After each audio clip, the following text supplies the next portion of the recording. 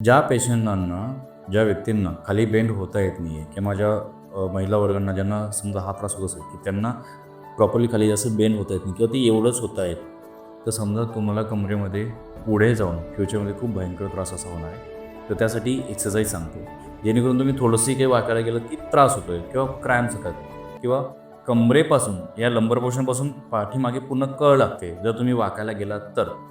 तर हा त्रास घालवण्यासाठी कुठली एक्सरसाइज करायची दाखवतो.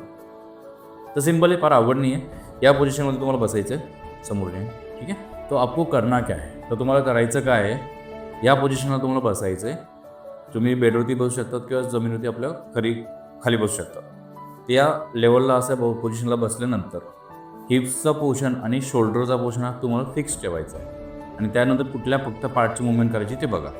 सर करा, अप अप, ओके, डाऊन, पूरा डाऊन करना है, okay, up down, up down.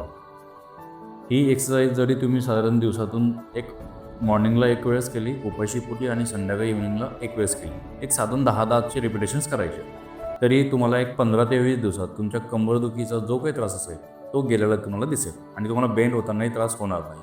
तर आवर्जून ज्यांना हा त्रास होत असेल तर प्लीज त्यांच्यापर्यंत ही व्हिडिओ नक्की पोहोचवा.